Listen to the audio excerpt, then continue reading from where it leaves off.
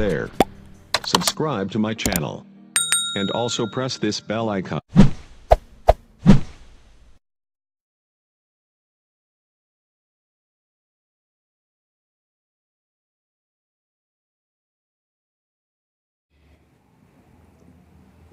Assalamualaikum warahmatullahi wabarakatuh. Waalaikumsalam warahmatullahi wabarakatuh. Alhamdulillah ala nikmatil imani wal islam. Asyhadu an la ilaha illallah wahdahu la syarikalah wa asyhadu anna Muhammadan abduhu wa rasuluh. Allahumma sholli wa sallim ala sayyidina Muhammad wa ala alihi wa sahbihi wattabi'ina lahum bi ihsanin ila yaumil qiyamah. Amma ba'd. Jamaah Masjid At-Taubah yang dimuliakan oleh Allah Subhanahu wa taala. Lagi-lagi kita bersyukur kepada Allah karena Allah mudahkan kaki kita melangkah dari tempat kita masing-masing ke majelis ini.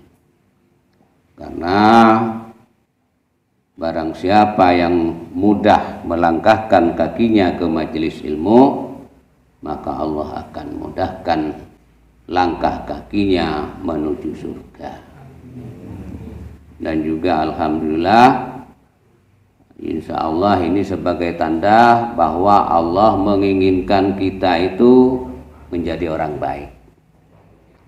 Karena kalau Allah itu ingin atau menjadikan seseorang itu menjadi baik, maka dia dipahamkan di dalam perkara agama. Bagaimana bisa paham agama? Ya dengan duduk dalam majelis seperti ini. Masya Allah, ini syukuri, kita betul-betul bersyukur. Di dalam satu kisah bahwa barang siapa yang duduk di dalam satu majelis ilmu, maka belum beramal ini, belum diamalkan, baru duduk saja maka sudah Allah ampuni dosa-dosanya. Bagaimana dulu dikisahkan zamannya Rasulullah, ada seseorang pemuda yang letek lah, mungkin ya jarang wudu atau gimana gitu, duduk di dalam majlisnya Rasulullah. Dan para sahabat yang biasa duduk di majlis itu juga tidak tahu, tidak kenal lah dengan orang itu, anak muda itu. Demikian juga Rasulullah cuek aja dengan si pemuda itu. Kemudian setelah majelis selesai, anak muda tadi dipanggil sama Rasulullah dan dirangkul dengan hangatnya. Dan setelah pemuda tadi pergi, para sahabat bertanya kepada Rasulullah, "Ya Rasulullah, begitu anak pemuda itu tadi datang, Rasulullah biasa-biasa saja. Tapi setelah majelis selesai, anak muda itu dipanggil oleh Rasulullah dan dirangkul dengan hangatnya. Gerangan apa yang terjadi ya Rasulullah?" Maka Rasulullah bersabda bahwa bagaimana anak muda tadi tidak aku rangkul, wong dosa-dosanya sudah diampuni sama Allah. Semoga termasuk kita. Amin. Jamaah yang dimuliakan Allah Subhanahu wa taala, lagi-lagi kita banyak bersyukur kepada Allah dan berhusnudzan kepada Allah. Termasuk husnudzannya kita kepada Allah karena Allah masukkan kita dalam suasana yang jauh dari suasana dunia. Artinya apa? Berarti kita husnudzan sama Allah, Allah ingin jadikan saya ini orang baik. Karena apa? Kalau di tempat ini kita memikirkan dunia nggak nyambung. Kalau kita mikirkan rezekinya anak kita yang di luar, istri kita yang di luar, keturunan kita yang di luar, nggak nyambung. Yang paling nyambung di sini ada kita banyak-banyak mendekatkan diri kepada Allah. Ya, di sini. Dan insya Allah tempat yang seperti ini tidak didapatkan kalau kita di luar. Di luar lebih berat lagi apabila kita ingin mendekatkan diri kepada Allah. Sedangkan di sini adalah tempat yang paling jalan tol lah untuk kita bisa dekat kepada Allah. Maka manfaatkan selama di sini ini untuk mendekatkan diri kepada Allah.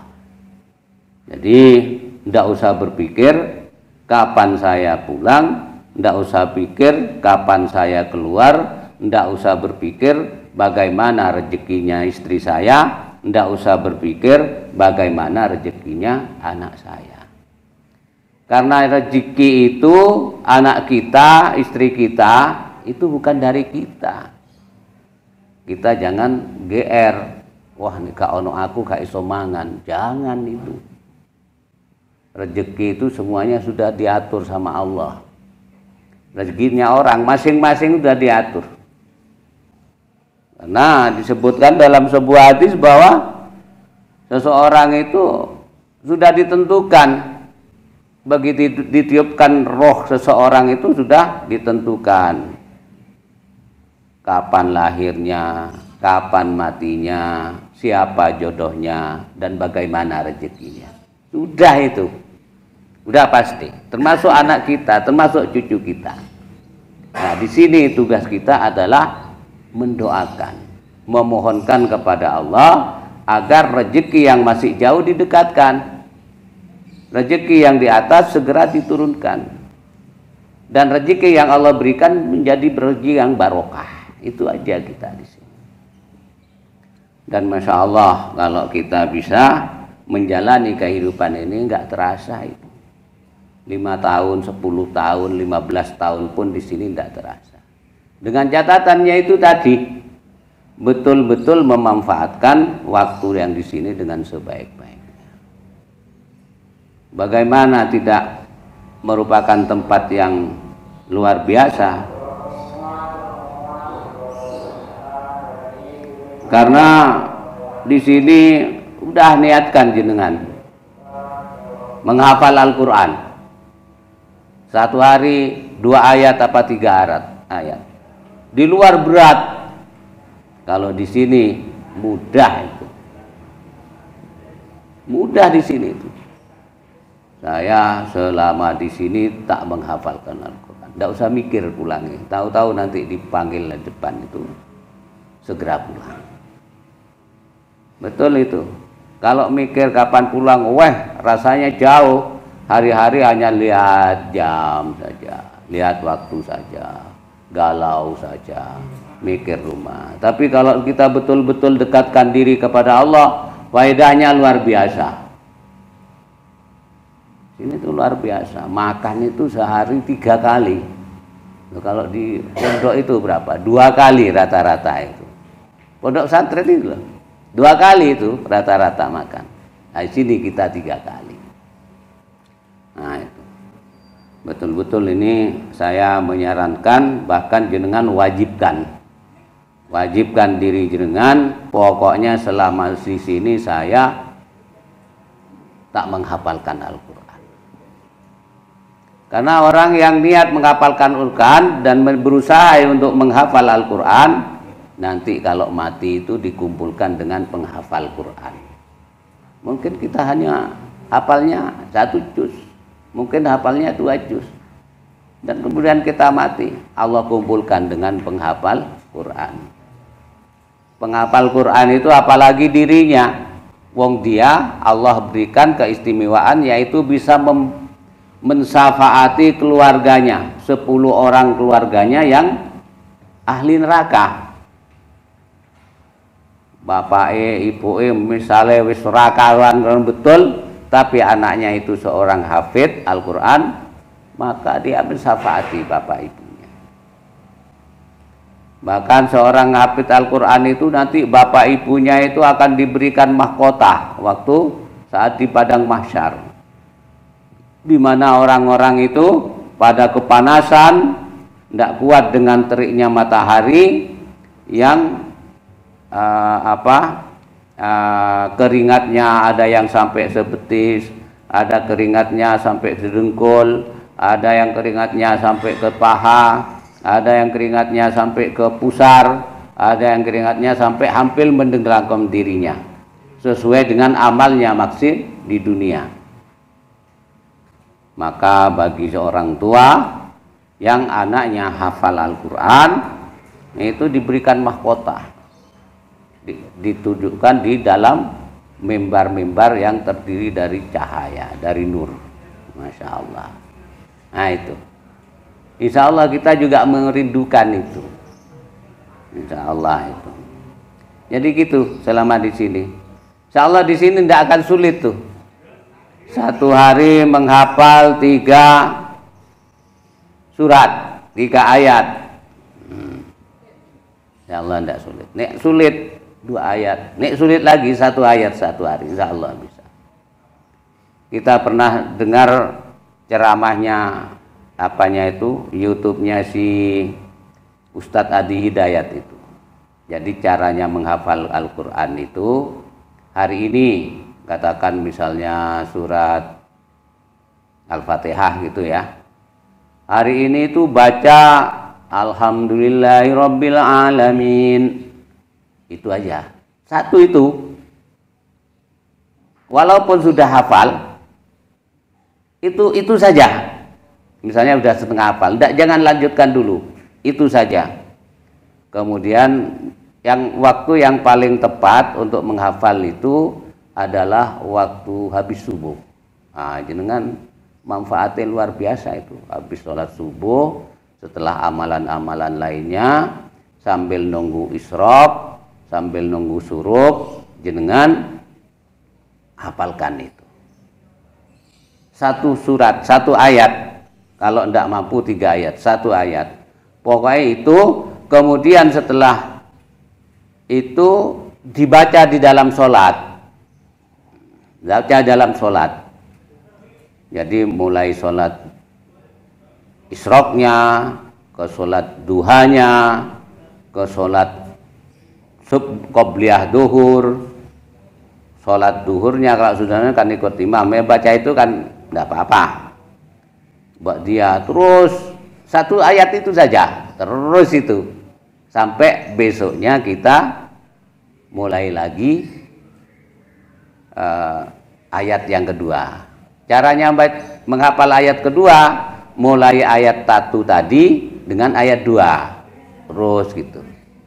Ayat 1 dengan ayat kedua, ayat 1 dengan ayat 2. Nah, nanti setelah waktu itu, waktu isyraqnya itu ya kita baca 2 itu, 2 ayat itu. Waktu baca suratnya 2 ayat itu. Anulah, jangan contohkan Al-Fatihah. Al-Fatihah kan memang rukun ya di sholat. Kan ada kita wajib baca surat itu. Disunahkan baca surat. Yaitu katakan surat Al-Kafirun misalnya. Atau surat Ad-Duha misalnya gitu. Wad-Duha, walaili idza saja. Itu yang pertama. Kemudian besoknya tambahi walaili idza saja, ma wadda'aka rabbuka wa ma qala. Ya sampai situ aja. Terus itu. Itu resep yang diberikan oleh Adi Hidayat yang Masya Allah hafalannya luar biasa itu. Kayak gitu. Insya Allah itu bisa. Tinggal tekad kita masing-masing. Enak itu kita di sini. Nggak terasa di sini tahun. Karena apa? Karena kita nggak mikir keluar. Karena kita nggak mikir alam yang di luar. Kita mikirnya kita menghafal di sini. Selama di sini kita menghafal. Bahkan insya Allah pertolongan Allah luar biasa itu akan diberikan ke jenengan nanti. Demikian juga hari ketiga langsung ngapalkan ayat ketiga. Bacanya mulai dari ayat 1, 2, dan 3. Cara menghafalnya terus. Sehingga akhirnya fase airnya seperti di luar kepala nanti. Nah, hari keempat nggak usah nambah dulu. Nah, hari keempat nggak usah nambah dulu, diulangi lagi dari depan itu. Berarti tiga ayat itu diulangi. Kemudian hari kelima diteruskan lagi. Nah, itu kalau yang surat-surat yang panjang, yang ain itu ya sampai 1 ain. Itu saja. Nanti setelah itu baru dimulai lagi. Setelah ain dimulai dari awal lagi. Insya Allah gitu. Kita niatkan tuh di sini. Yang tua, yang muda, yang kecil, yang kayaknya tidak paham, kalau Allah sudah berikan pahaman itu paham nanti itu. Mungkin di luar tidak pernah kebayang saya bisa menghafalkan Al-Quran itu. Tapi di sini kalau jenengan saat ini juga bertekad saya akan lakukan, hafal itu. Kalau jenengan di sini hukumannya katakan 2 tahun itu ya. Kalau hanya 2 juz itu mudah itu. Dan itu satu kebanggaan luar biasa.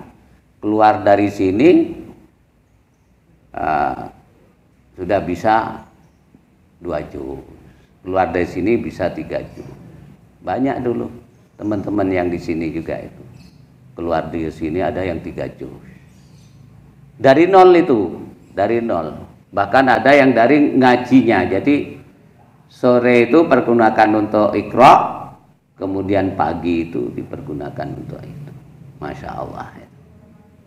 Nikmat itu. Yang di luar berat. Kenapa di luar berat? 1, godaannya HP. 2, godaannya pekerjaan. 3, godaannya anak istri, ya toh. 4, godaannya teman-teman. Lah di sini nggak ada godaannya. Godaannya hanya tekad kita saja itu di sini. Insya Allah. Insya Allah. Kita nggak nyampaikan yang memang sudah hafal. Biasanya yang masuk sini juga macam-macam orangnya, ada yang sudah hafal 10, 15 dan sebagainya. Ini yang dari nol yang kita bicarakan itu. Masya Allah. Ada kenikmatan sendiri. Kemudian juga alhamdulillah juga kita saat ini kok dipertemukan dengan bulan Ramadan. Tadi di taklim tadi disampaikan kita melakukan suatu amalan di bulan Ramadan itu yang sunnah pahalanya seperti amalan wajib, yang wajib pahalanya 70 kali pahala wajib di luar Ramadan. Nah, kita sekarang berada pada bulan Ramadan. Sedangkan menuntut ilmu itu adalah wajib. Thalabul ilmi faridatun ala kulli muslimin wal muslimat. Menuntut ilmu itu wajib hukumnya bagi seorang muslim laki-laki dan muslim perempuan.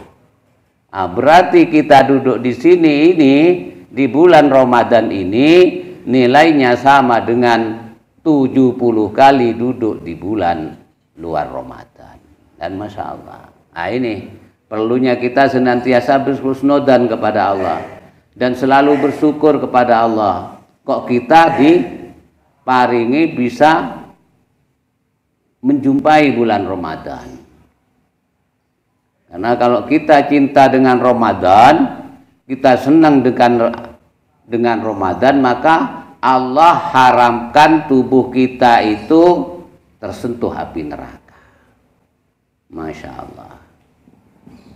Mari bersama-sama kita jaga iman kita ini. Karena iman inilah satu anugerah Allah yang tertinggi. Iman inilah yang tertinggi. Nikmat Allah yang tertinggi bukan jabatan. Nikmat Allah yang tertinggi bukan istri yang banyak. Nikmat Allah yang tertinggi itu bukan harta yang melimpah atau mobil-mobil yang mewah. Bukan. Yang tertinggi itu adalah iman.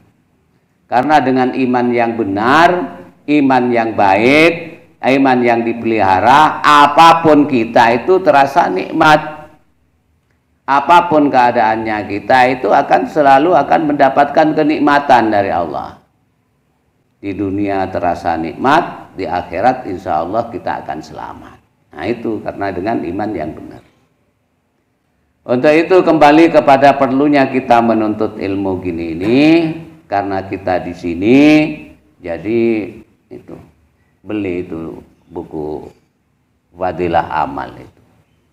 Insya Allah murah itu.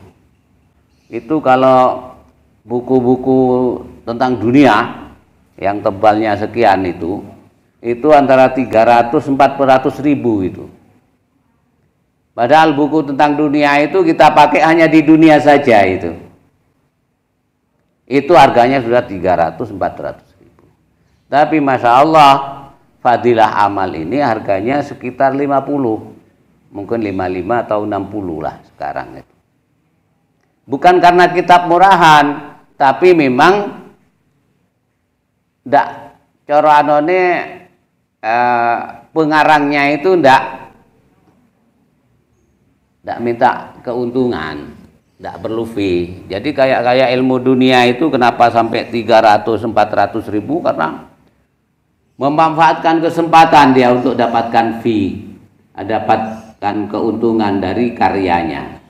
Sementara Syekh Zakaria ini beliaunya sampai ke anak cucunya tidak mengharapkan keuntungan dunia, ya, hanya mengharapkan semoga barokah saja, karena juga keberkahannya akan mengalir ke beliau.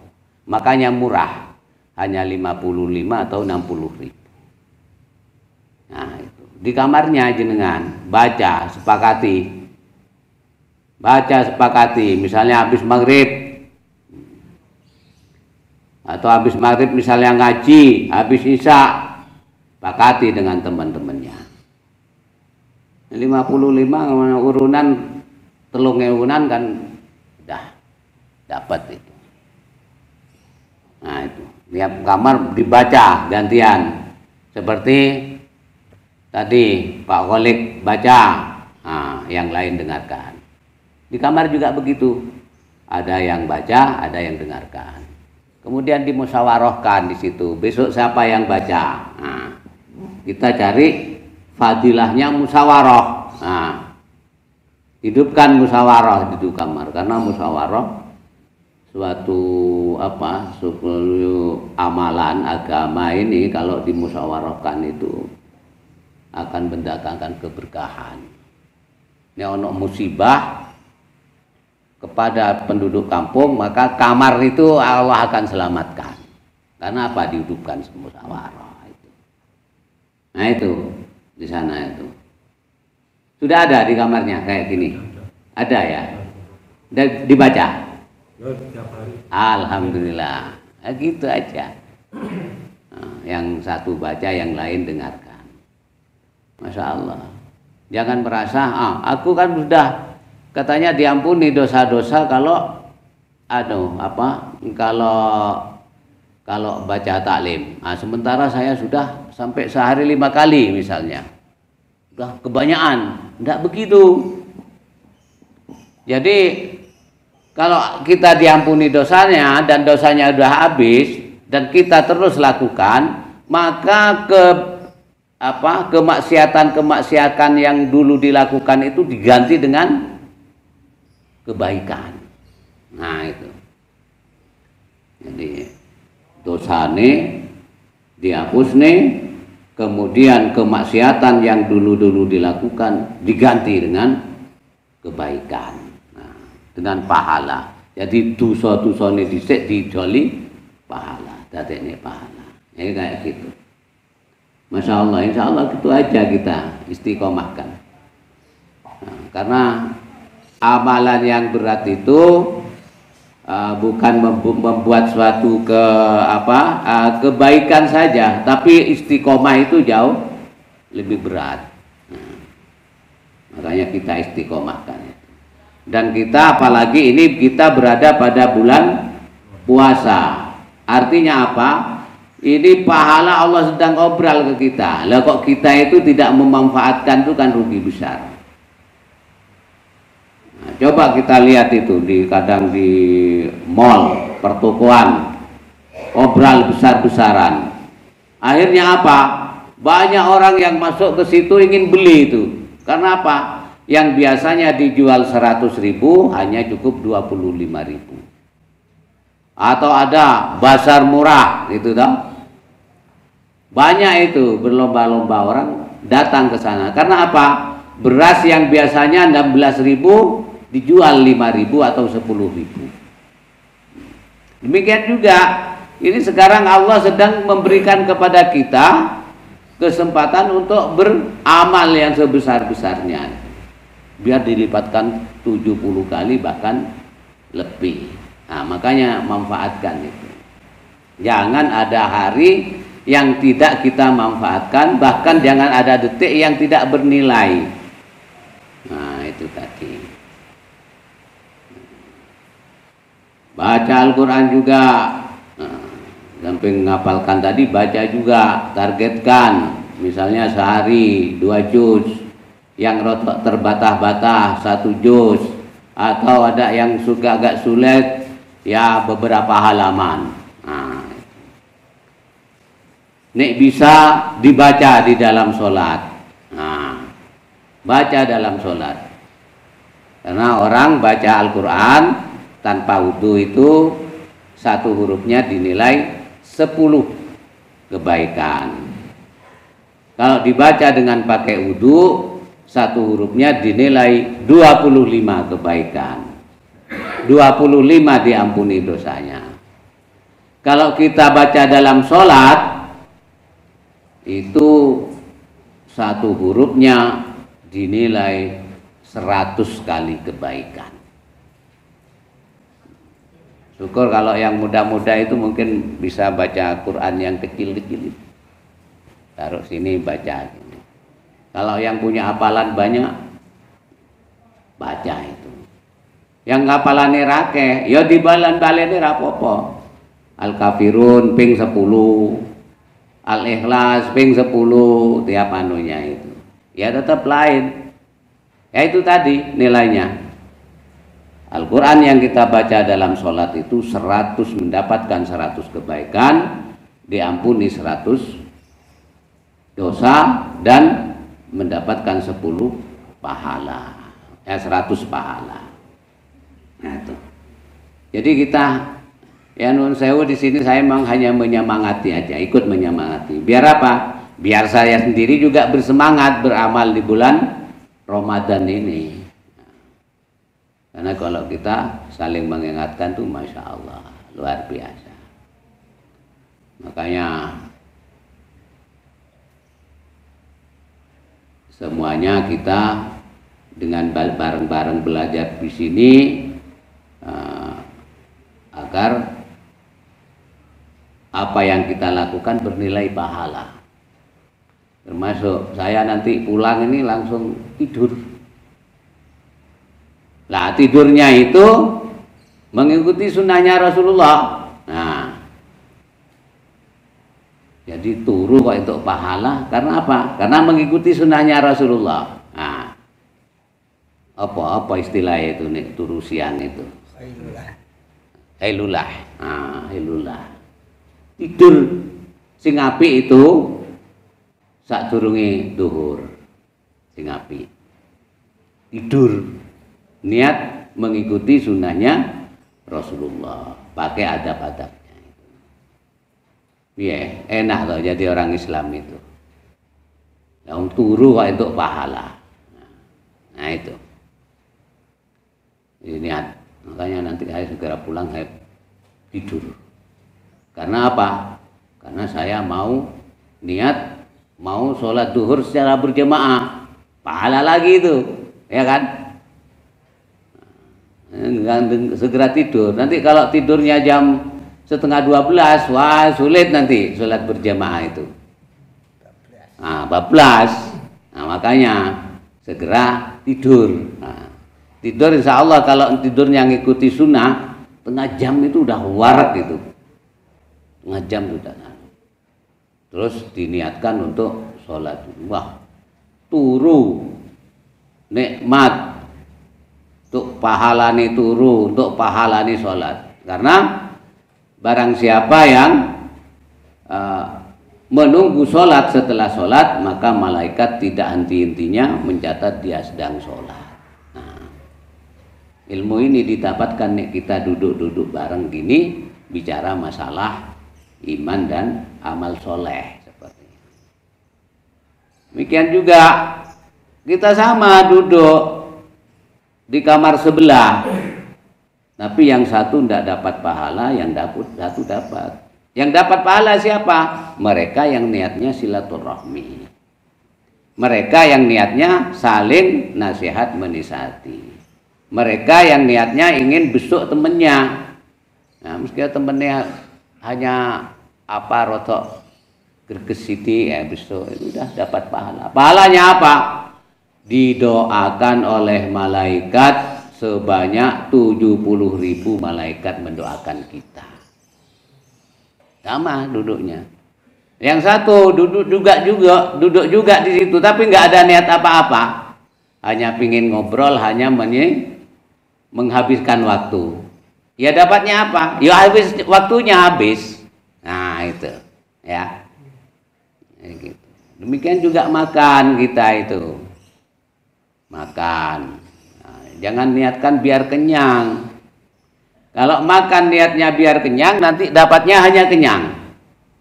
Kalau makan niatnya agar nanti kuat beribadah, maka setiap puluhannya itu barokah. Maka setiap butirnya itu akan menjadi saksi kepada kita nanti di akhirat. Nek dia dimakan itu, sewenang itu. Dimakan kok dimakan wong soleh. Nah gitu. Gitu. Kita terus banyak belajar mudzakarah. Nah, di sini ada Ustadz Kholik mudzakarah. Ada apa-apa tanya, nggak apa-apa. Ada apa-apa tanya, ada apa-apa. Ini kayak gitu.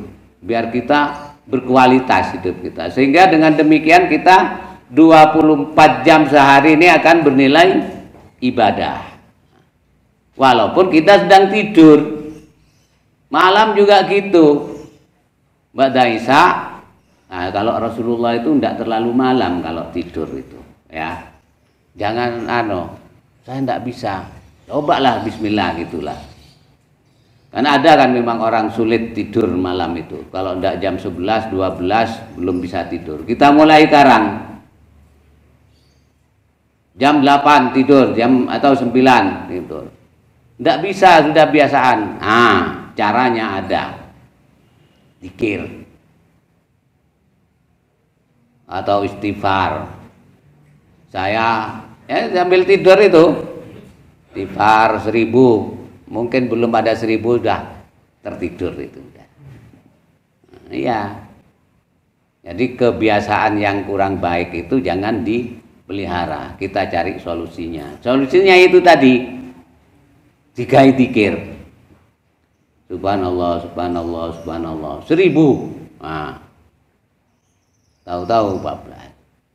Dan juga diniatkan itu akan bangun malam untuk sholat tahajud. Begitu murahnya Allah kepada kita, ternyata mau tahajud kita 14 sampai subuh, maka Allah tetap akan berikan kita pahalanya tahajud. Masya Allah. Memang Rasulullah menyampaikan bahwa niatnya orang iman itu lebih baik dari amalnya. Memang betul. Kita niat melakukan kebaikan sebanyak-banyaknya. Itu tadi mau sholat malam. Kalau toh saat malam, sholat malam nanti kita tetap tertidur, tetap Allah catat kita sedang melakukan kebaikan. Kok ada temennya, sodakohnya banyak, niat juga. Mudah-mudahan Allah berikan saya rezeki yang banyak sehingga saya bisa bersodakoh seperti mereka. Jangan bisa dapat pahalanya itu, Masya Allah. Jadi wong mlebu swarga itu tidak harus wong kaya. Wong mlebu swarga tidak harus wong pinter. Sepanjang kita bisa mempergunakan waktu kita dengan niat-niat kebaikan, maka Allah sudah berikan kepada kita pahala kebaikan. Ada juga disebutkan bahwa ada orang pinter, karena kepinterannya, jadi manusia itu kan ada 4 golongan. Dawuh Rasulullah. Yang pertama orang pinter dan kaya. Kemudian karena kepinterannya, ya pinter ilmunya gini nih, dan kekayaannya, sehingga dia hartanya itu dia keluarkan untuk agama. Keluarkan untuk agama. Karena apa? Karena dia tahu bahwa harta dia yang sesungguhnya adalah harta yang dikeluarkan untuk agama itu. Mungkin disedekahkan, mungkin untuk ke masjid, atau mungkin kepada fakir miskin, atau mungkin kepada anak yatim piatu, atau untuk membantu pembuatan jalan dan sebagainya. Itu orang pinter yang kaya. Dawuh Rasulullah itu masuk surga. Kemudian yang masuk surga yang kedua, orang miskin dan bodoh. Orang miskin dan pinter.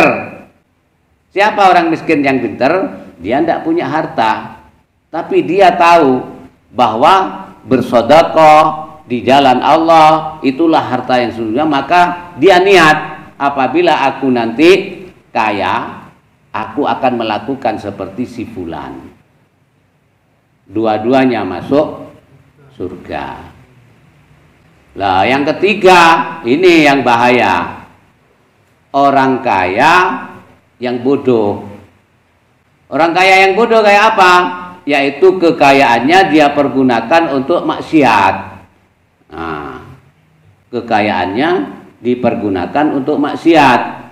Seperti apa? Yaitu ngebosi, ya maksiat lah, kemaksiatan itu. Wis pokoknya maksiat itu jenengan sing ngebosi. Lah itu senengane kayak ngono kuwi.